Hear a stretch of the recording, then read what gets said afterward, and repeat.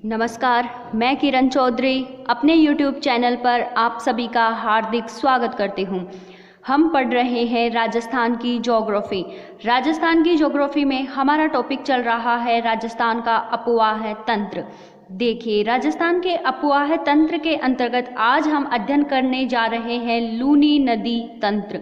देखिए, वैसे हम जो है लूनी नदी का अध्ययन कर चुके हैं। आंतरिक जो हमने राजस्थान के अपवाह को 3 भागों में बांटा था, अरब सागर का अपवाह तंत्र, बंगाल की खाड़ी का अपवाह तंत्र और आंतरिक अपवाह तंत्र। आंतरिक अपवाह तंत्र में हम लूनी नदी का अध्ययन कर चुके हैं, लेकिन मैंने उस टाइम भी बात कही थी कि इनमें से जो एक उस टाइम हमने क्या किया था, जो सारी आंतरिक अपवाह की नदियां हैं उसको एक साथ हमने पढ़ा था, एक मानचित्र में देखा था और बात कही थी कि इनमें से जो इम्पोर्टेंट नदी है उसको हम अलग से है जो फुल डिटेल के साथ देखेंगे। तो देखिए, लूनी नदी है पश्चिमी राजस्थान जो थार का रेगिस्तान है उस तरफ की, ये बहुत ही इम्पोर्टेंट नदी है। इसे वहाँ की जो है गंगा भी कहा जाता है और इस जो है नदी से कई बार एग्जाम में क्वेश्चन भी पूछे जाते हैं। तो आज जो है हम इस नदी का अध्ययन करेंगे। देखिए, लूनी नदी और लूनी नदी तंत्र। लूनी नदी में हम अध्ययन करते हैं सिर्फ लूनी नदी का, कि लूनी नदी का उद्गम कहाँ से हुआ, वो कहाँ जाती है, लूनी नदी पर कौन से बांध बने हुए। लेकिन लूनी नदी तंत्र में क्या आ जाता है, लूनी नदी और उसकी जो सहायक नदियां हैं उन सभी का अध्ययन किया जाएगा। तो शुरुआत करते हैं लूनी नदी। जो इसके मुख्य जो फैक्ट्स हैं वो वैसे हम देख चुके हैं, जो पहला जो वीडियो था फिर से हम देखेंगे इसको पूरी तरीके से जो है मानचित्र के अंदर देखते हुए चलेंगे। देखिए, ये तो है लूनी नदी, यहाँ से निकलती है अजमेर के नाग पहाड़ से, इस तरीके से कच्छ के रण में चली जाती है और ये है इसकी सहायक नदियाँ। तो शुरुआत करते हैं लूनी नदी से। देखिए, लूनी नदी कहाँ से निकलती है? लूनी नदी निकलती है अजमेर जिले के नाग पहाड़ से। लूनी नदी कहाँ से निकलती है? अजमेर जिले के नाग पहाड़ से लूनी नदी का उद्गम होता है। फिर हम देखते हैं कि इस लूनी नदी के अन्य क्या नाम है। तो लूनी नदी को लवणवती भी कहा जाता है। क्यों कहा जाता है लवणवती? क्योंकि ये जो है नमक की मात्रा इस नदी में ज़्यादा है। इसे सागरमती भी कहा जाता है। इसे मारवाड़ की गंगा भी कहा जाता है, क्योंकि रेगिस्तानी इलाके की ये बहुत इंपॉर्टेंट और सबसे बड़ी नदी है। इसे साकरी भी कहा जाता है। कालिदास जी ने है जो इसे अंतः सलिला नदी कहा है। फिर हम बात करेंगे लंबाई की। देखिए, इसकी कुल लंबाई, तो कुल लंबाई का मतलब है कि अजमेर के नाग पहाड़ से लेकर के ये जब कच्छ के रण में जाती है, गिरती है, वहां तक इसकी लंबाई है 495 किलोमीटर। अजमेर के नाग पहाड़ से गुजरात के कच्छ के रण तक इसकी लंबाई है 495 किलोमीटर। अगर हम बात करें कि राजस्थान में इसकी लंबाई कितनी, यानी अजमेर से लेकर जालोर गुजरात की सीमा तक इसकी लंबाई कितनी है, तो 350 किलोमीटर की लंबाई में ये राजस्थान में प्रवाहित होती है। फिर हम देखते हैं कि लूनी नदी का प्रवाह है क्षेत्र, यानी राजस्थान के किन किन जिलों से होते हुए ये गुजरात में जाती है। तो सबसे पहले आ गया हमारा अजमेर जिला। अजमेर के बाद ये घूमी नागौर की तरफ, नागौर के बाद ही आई पाली में, पाली के बाद ही आई जोधपुर, जोधपुर के बाद ही आई बाड़मेर, बाड़मेर के बाद ही आई जालोर। यानी ये राजस्थान के 6 जिलों में प्रवाहित होती है। राजस्थान के कितने जिलों से प्रवाहित होती है? 6 जिलों से। याद आया होगा, चंबल नदी भी ऐसी थी जो राजस्थान के 6 जिलों से प्रवाहित होती थी। तो लूनी नदी भी राजस्थान के 6 जिले वापस से देख लीजिए, अजमेर, नागौर, पाली, जोधपुर, बाड़मेर और जालोर। ठीक है, 6 जिले हो गए। इन 6 जिलों से ये प्रवाहित होती है। इसके अलावा इसका जो अपवाह क्षेत्र है, यानी जिस क्षेत्र से ये प्रवाहित होती है, तो जैसे जोधपुर, बाड़मेर, जालोर, ये सारे जो जिले हैं, इन जिलों को क्या कहा जाता है? गोड़वार प्रदेश। यानी आपसे क्वेश्चन पूछा जा सकता है, लूनी नदी के अपवाह क्षेत्र को कहते हैं, तो याद रखना है गोड़वार प्रदेश। क्या कहते हैं? गोड़वार प्रदेश। देखिए एक बहुत इम्पोर्टेंट फैक्ट जहाँ से क्वेश्चन बहुत बार पूछा भी गया है, ये यहाँ से अजमेर के नागपाड़ से उद्गमित हुई, यहाँ से होने के बाद ये आ गई बाड़मेर। बाड़मेर के बालोतरा तक इसका जल कैसा है? इसका जल है मीठा। यानी अजमेर के नागपहाड़ से बाड़मेर के बालोतरा तक इसका जल कैसा है? मीठा है। बाड़मेर के बालोतरा के बाद इसका जल कैसा हो जाता है? खारा। यानी इस नदी में जो है जल इसका खारा भी है, मीठा भी है। शुरू में खारा, और क्वेश्चन पूछा गया है कि लूनी नदी का जल कहाँ किस स्थान के बाद खारा हो जाता है? तो बाड़मेर का बालोतरा। बहुत अच्छी तरीके से इसको आप याद कर लीजिए। तो यानी देखिए इसमें जल का पानी मीठा भी है, खारा भी है। तो इस जल को क्या इस नदी का एक अन्य नाम भी दे दिया गया है इसी आधार पर, इसे मीठी खारी नदी भी कहते हैं, क्योंकि मीठा जल भी है और इसका खारा जल भी है। तो ऐसा क्यों है कि यहाँ के बाद जो है बाड़मेर के बालोतरा के बाद है इसका जल खारा हो जाता है? तो इसका रीजन ये है कि यहाँ एक तो ये बाड़मेर का बालोतरा स्थान है ना, वो सबसे नीचा स्थान है। तो क्या होता है कि आसपास का नमक जो हवाएं चलती है, तब नमक जो धरातल पर है, मिट्टी में है, वो उड़ के इस नदी में मिल जाता है। यहाँ की जो मूल चट्टानें हैं वो भी नमकीन है। इस वजह से बाड़मेर के बालोतरा के बाद है जो यहाँ का पानी, इस नदी का पानी खारा हो जाता है। फिर देखिए एक बार एक एग्जाम में क्वेश्चन पूछा गया था कि अगर लूनी नदी में बाढ़ आती है तो कौन सा स्थान है, यानी अगर लूनी नदी में पानी ज़्यादा आ जाएगा या बाढ़ आ जाएगा तो कौन सा स्थान है जो बाढ़ से डूब जाएगा? तो देखिए अब हम कहेंगे कि भाई लूनी नदी में यानी अजमेर का नागपाड़ है, नागपाड़ पर हो सकता है अच्छी बारिश हुई तो नागौर डूबेगा, जोधपुर डूबेगा, पाली, हम आसपास के जिलों को देखेंगे।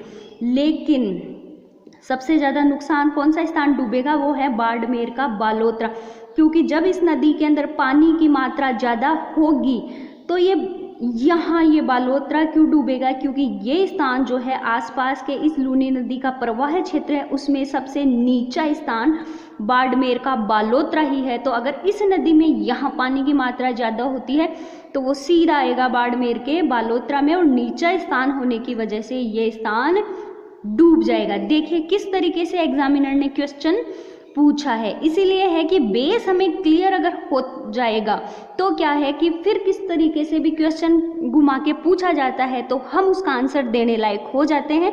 रटने से क्या होगा कि इस तरीके के क्वेश्चन के आंसर हम कभी नहीं दे पाएंगे। देखिए इसकी सहायक नदियों की बात करते हैं। सागी, सूकड़ी, जोजड़ी, लीलड़ी, खारी, जवाई, बांडी, मीठड़ी और गुहिया। देखिए सहायक नदियाँ पूछी जाती है बहुत बार, तो इसके लिए आपके लिए एक इंटरेस्टिंग सी ट्रिक है जिससे आपको आराम से ये इसकी सहायक नदियाँ याद हो जाएगी।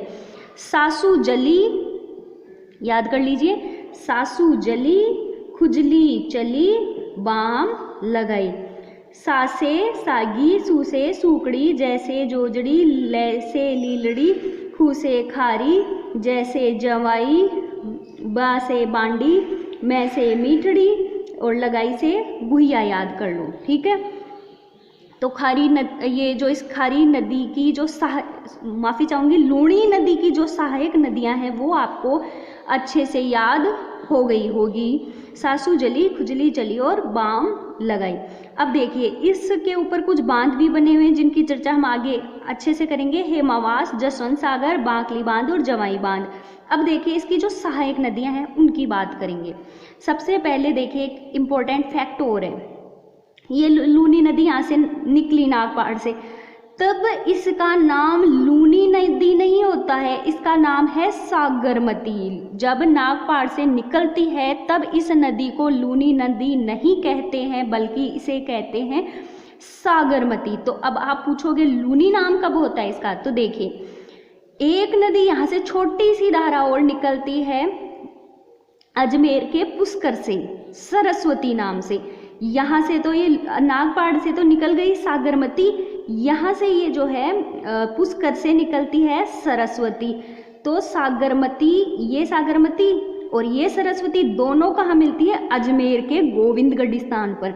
कहाँ मिलती है? अजमेर के गोविंदगढ़ स्थान पर। और उस गोविंदगढ़ से आगे जब ये प्रवाहित होती है तब इसे कहते हैं लूनी। तो याद रखिए, लूनी नदी का नाम लूनी कौन सी दो धाराओं के मिलने से होता है? तो ध्यान रखना, सागरमती और सरस्वती। ठीक है, तो यहाँ से ये सागरमती, ये सरस्वती दोनों अजमेर के गोविंदगढ़ स्थान से मिलती है, आगे नाम हो जाता है लूनी। अब हम देखिए इसके सहायक नदियों की बात करेंगे। सबसे पहले हम बात करेंगे बांडी नदी। देखिए बांडी नदी इसकी जो सहायक नदी है वो कहाँ से निकलती है? वो निकलती है हेमावास के पाली। पाली में एक स्थान है हेमावास, वहाँ से ये बांडी नदी निकलती है। फिर ठीक है, फिर ये जोधपुर और पाली की सीमा के पास जाकर मिल जाती है लूनी नदी में। यहाँ एक गांव है पाली में, लाखर गांव, ठीक है, वहीं ये मिल जाती है। ठीक है, इसके बाद हम बात करेंगे इसकी दूसरी नदी मीठड़ी नदी। देखिए मीठड़ी नदी भी कहाँ से निकलती है? पाली से निकलती है, अरावली की पहाड़ियों से निकलती है। तो ये पाली से निकली, पाली से निकलने के बाद ये आ गई बाड़मेर में, और बाड़मेर में एक गांव है मंगला गांव, उस मंगला गांव में ये मिल गई लूनी नदी में। ठीक है, फिर है सूकड़ी। सूकड़ी नदी भी कहाँ से निकलती है? पाली से निकलती है, देसूरी की नाल से। हाँ, अपन पहले भी चर्चा कर चुके हैं कि देसूरी की नाल कहाँ है? पाली में। तो सूकड़ी नदी कहाँ से निकली? सूकड़ी नदी निकली पाली जिले में, ये भी अरावली पर्वतमाला की पहाड़ियाँ है, यहाँ जो देसूरी गांव है वहाँ से निकलती है। फिर ये सूकड़ी नदी जालोर में गई, और जालोर में सूकड़ी नदी पर एक बांध बना हुआ है। बांकली गांव में एक, जालोर में एक बांकली गांव है, सूकड़ी नदी जहाँ से प्रवाहित होती है, तो बांकली गांव में एक बांध बनाया गया है। उस बांध का नाम भी क्या है? बांकली बांध। ठीक है, फिर होता है ये बाड़मेर में चली जाती है। बाड़मेर में यहाँ एक समदड़ी गांव है। कौन सा गांव है बाड़मेर में? समदड़ी गांव, जहाँ ये लूनी नदी में मिल जाती है। इसके बाद हम बात करेंगे जवाई नदी की। देखिए जवाई नदी ये भी पाली जिले से निकल रही है। ठीक है, ये जो पाली जो जिला है उसमें एक बाली तहसील है। कौन सी तहसील है? बाली में पाली तहसील, और पाली तहसील में गांव है गोरैया गांव, वहीं से जो है ये नदी निकलती है। और इसी पाली में इस जवाई नदी पर जो है एक बांध बनाया हुआ है। उस बांध का नाम भी क्या है? जवाई बांध। यानी पाली जिले के अंदर ही, पाली से ही निकली और आगे थोड़ा सा चलते ही इस पाली जिले में ही, ठीक है, यहाँ जवाई नदी पर कौन सा बांध बना हुआ है? जवाई बांध बना हुआ है। और इसका एक इम्पोर्टेंट फैक्ट ये है कि इस जवाई बांध को मारवाड़ का अमृत सरोवर कहते हैं। ध्यान रखिएगा, पाली जिले में जवाई नदी पर जवाई बांध बना हुआ है, जिसे मारवाड़ का अमृत सरोवर कहते हैं। फिर हम बात करते हैं, अगली नदी है खारी नदी। देखिए इसका उद्गम कहाँ से हो रहा है? ये है सिरोही जिला। कौन सा? सिरोही जिले का सेर गांव है। इस सेर गांव से ये उद्गमित होती है। फिर ये गई जालोर में, और जालोर में जो है ये देखिए सीधे लूनी नदी में इसका पानी नहीं मिला, बल्कि इसका पानी किस में मिला है? जवाई में। तो एक तरीके से हम देखें तो खारी नदी किसकी सहायक है? लूनी की। लेकिन ये लूनी में सीधा अपना जल नहीं लेके जाती, ये अपना जल डालती है जवाई में, जवाई अपना जल लेके जाती है लूनी में। तो खारी नदी किसकी सहायक हुई? जवाई नदी की सहायक हुई। ठीक है, फिर हम बात करते हैं सागी नदी। सागी नदी कौन से जिले से निकलती है? जालोर जिले से। सागी नदी किस जिले से निकल रही है? जालोर जिले से निकल रही है सागी नदी। और फिर ये जालोर जिले में ही जो है लूनी नदी में मिल जाती है। देखिए एक इम्पोर्टेंट नदी है जोजड़ी नदी। जोजड़ी नदी निकल रही है नागौर से, नागौर के पाडलू से। जोजड़ी नदी कहाँ से निकल रही है? नागौर के पाडलू या पांडू गांव से। कुछ भी मिल सकता है आपको, पाडलू या पांडू गांव, कुछ भी। ठीक है, अब देखिए इसकी कुछ खास बातें हैं। अभी तक अपन ने जो नदियां देखी थी इस जोजड़ी को छोड़ के, वो सारी इस नदी के पूर्व की तरफ से मिल रही थी। तो तो पूछा जा सकता है लूनी नदी की कौन सी नदी है जो उसमें पश्चिम से आके मिलती है। एक अकेली, इतनी सारी सहायक नदियों में एक अकेली जोजड़ी नदी है जो लूनी नदी में पश्चिमी भाग से आके मिलती है, यानी उसके बाएं भाग से मिलती है। ऐसे भी पूछा जा सकता है जो बाईं तरफ से आके मिलती है, बाकी सारी दाईं तरफ से, ये एक जोजड़ी नदी है जो बाईं तरफ से आके मिलती है। एक इम्पोर्टेंट फैक्ट तो ये है। दूसरा इम्पोर्टेंट फैक्ट ये है कि लूनी नदी की ऐसी कौन सी अकेली नदी है जो कि अरावली की पहाड़ियों से नहीं निकलती, तो वो भी है जोजड़ी, जो नागौर के पाडलू या पांडू गांव से निकलती है। ये सारी जो नदियां हैं ना जो पूर्व की तरफ से निकलती है, ये अपन ने देखा है कि अरावली पर्वतमाला इसी तरीके से विस्तृत है। तो ये नदियां है ना अरावली पर्वतमाला की जो भी पहाड़ियां हैं, छोटी मोटी चोटियां हैं, उनसे निकलती है। पर ये एक अकेली नदी है जोजड़ी, जो इसके पश्चिमी भाग से, इसके बाएं तरफ से कह लो या कह लो कि ये है जो अरावली पर्वतमाला की किसी श्रेणी से नहीं निकलती है। ठीक है, अच्छे से हो गई क्लियर सहायक नदियां, और जो इम्पोर्टेंट फैक्ट है वो याद हो गए होंगे। तो लूनी नदी का नाम लूनी कब होता है? गोविंदगढ़ अजमेर के जब सागरमती और जो है सरस्वती मिलती है। और लूनी नदी पर बाढ़ आएगा तो कौन डूबेगा? बालोतरा। लूनी नदी का जल कब खारा हो जाता है? बाड़मेर के बालोतरा के बाद ही। सिर्फ एक अकेली कौन सी नदी है जो अरावली की से नहीं निकलती है? तो जोजड़ी। कौन सी है जो सिर्फ पश्चिमी भाग, पश्चिम की तरफ से आके मिलती है? जोजड़ी। ठीक है, अब देखिए इसके ऊपर कुछ बांध भी हैं, उनकी हम बात करेंगे। देखिए जवाई बांध, जवाई नदी पर कौन से जिले में? पाली जिले से। हेमावास बांध बांडी नदी पर, पाली जिले में। जसवंत सागर बांध जोधपुर में, लूनी नदी पर। पिचियाग बांध जोधपुर में, लूनी नदी पर। बांकली बांध सूकड़ी नदी पर, जालोर जिले में। अच्छे से याद कर लीजिए इनको। ठीक है, तो ये थी हमारी लूनी नदी। तो लूनी और उसकी सहायक नदियों को जो है आप अच्छे से समझ गए होंगे। मुझे लगा है कि मैं आपके लिए इसे थोड़ा सरल और इसकी सहायक नदियों को याद करने के लिए जो है जो इंटरेस्टिंग सी ट्रिक लाई हूँ तो वो भी आपको बहुत अच्छे से याद हो गई होगी, क्योंकि हमने उस चैप्टर में ये नदी पढ़ तो ली थी, पर मुझे कहीं ना कहीं थोड़ा लग रहा था कि जो है हमें इसकी सहायक नदियों को भी देखना चाहिए, क्योंकि सहायक नदियों से संबंधित क्वेश्चन आता है तो कहीं हमारा कोई फैक्ट छूट ना जाए। इसलिए इस नदी को जो है मैं आपके सामने दोबारा लेके आई हूँ कि जो है हम अच्छे से क्लियर कर पाए। ठीक है, तो ये थी लूनी नदी और उसकी सहायक नदियाँ। तो कैसा लगा आज का मेरा वीडियो? कमेंट करके मुझे ज़रूर बताइए। अगर आपको ये वीडियो अच्छा लगा तो वीडियो को लाइक कीजिए, शेयर कीजिए और चैनल को सब्सक्राइब करना बिल्कुल मत भूलिएगा। नेक्स्ट वीडियो तक के लिए धन्यवाद।